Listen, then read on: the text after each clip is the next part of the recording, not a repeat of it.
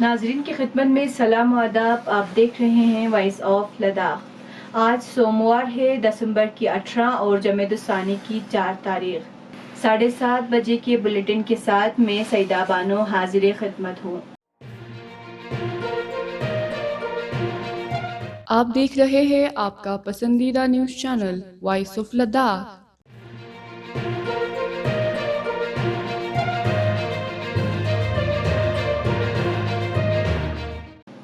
D C Kargil Shrikant Balasaheb Suse نے دلی میں Ladakh Bhawan Kargil wing site کا دورہ کیا. دورے کے دوران انہوں نے سائٹ پر جاری کاموں کا جائزہ لیتے ہوئے متعلقہ افراد کو کام کے معیار پر سمجھوتہ کیے بغیر عمل درآمد کی رفتاری کو یقینی بنانے کی ہدایت کی.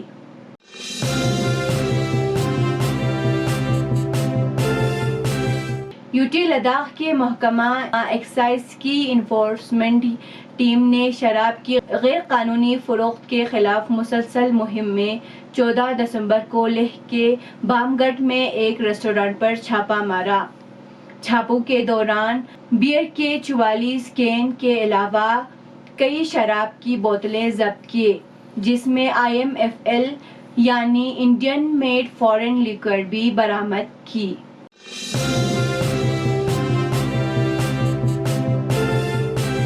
چیئرمین اور chief executive councillor Kargil doctor Mohammad Jafar Akhoond نے ہفتے کو لیفٹیننٹ گورنر BD مشرا سے لیفٹیننٹ گورنر سیکریٹریٹ میں ملاقات کی.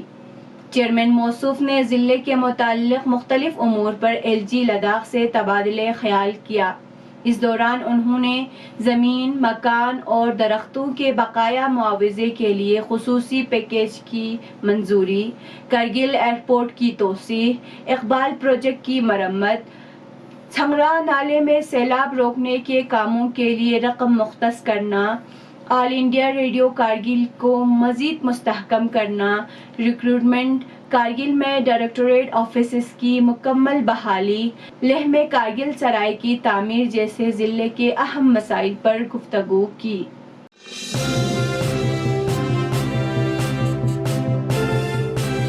لداخ پولیس کی جانب سے موصولہ ٹریفک پلان کے مطابق آج 18 دسمبر بروز سوموار کو کرگل سے سری نگر اور سری نگر سے کارگل مقررہ اوقات میں دو طرفہ ٹریفک کو چلنے کی اجازت دی گئی، جس میں تمام چھوٹے بڑے گاڑیاں شامل ہیں. اسی طرح کارگل زانسکار سڑک پر بھی تمام قسم کی گاڑیوں کو دونوں طرف سے چلنے کی اجازت دی گئی.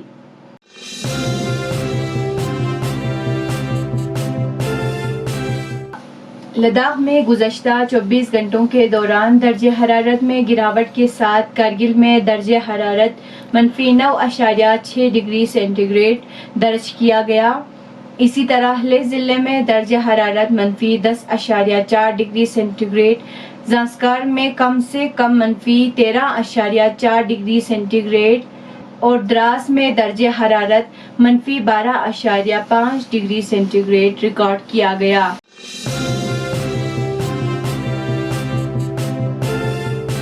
اب ملکی اور عالمی خبریں. ملک کے فضائیہ نے اتوار کو ایک بڑی کامیابی حاصل کی ہے. فضائیہ نے اپنے Akash air defence missile system کا کامیاب تجربہ کیا، جس میں ایک ساتھ 4 اہداف کو نشانہ بنانے کی صلاحیت ہے. تجربے میں سنگل فائرنگ یونٹ کے ذریعے کمانڈ دے کر 4 اہداف کو ایک ساتھ نشانہ بنایا گیا. دفاعی عہدیداروں نے کہا کہ ہندوستان اس طرح کی صلاحیت حاصل کرنے والا پہلا ملک بن گیا ہے.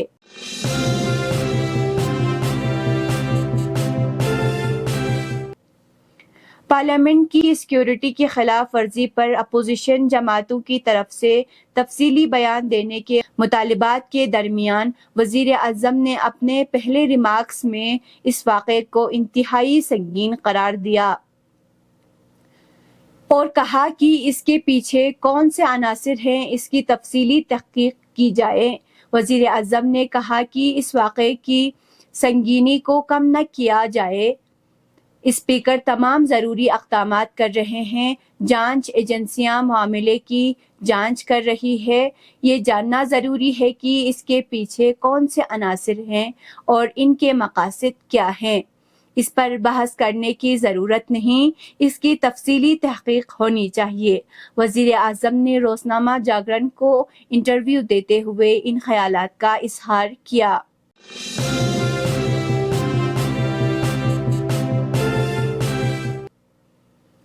غزہ کے شجاعیہ ضلع میں گزشتہ دنوں 3 افراد کو اسرائیلی فوج نے گولی مار کر ہلاک کر دیا تھا، لیکن وہ ان کے اپنے ہی شہری نکلے۔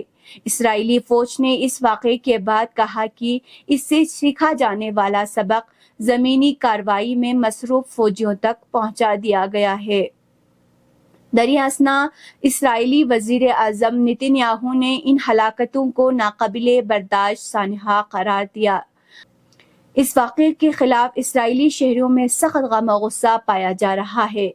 اسی لیے سینکڑوں اسرائیلی شہریوں نے تل ابیب میں اسرائیلی وزارت دفاع کے باہر زبردست احتجاج کیا اور اسرائیلی یرغمالیوں کی رہائی یقینی بنانے کا مطالبہ کیا۔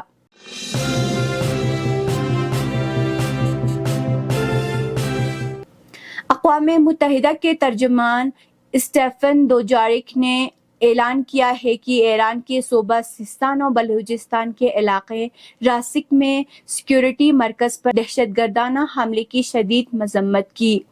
اسٹیفن دوجارک نے ایک بیان میں کہا ہے کہ اقوام متحدہ ایران میں ہونے والے اس دہشت گردانہ حملے کی مذمت کرتا ہے اور دہشت گردوں کی گرفتاری اور ان کے خلاف قانونی کارروائی پر زور دیتا ہے۔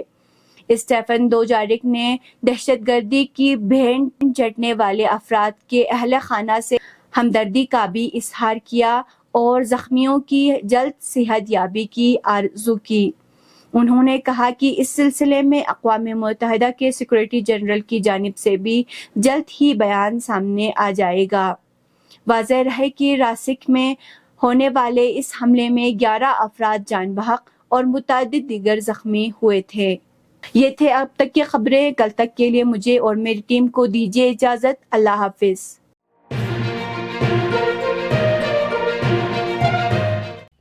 مقامی، قومی اور بین الاقوامی خبروں سے باخبر رہنے کے لیے چینل کو لائک، شیئر اور سبسکرائب کریں، ساتھ ہی بیل آئیکن دبانا نہ بھولیں۔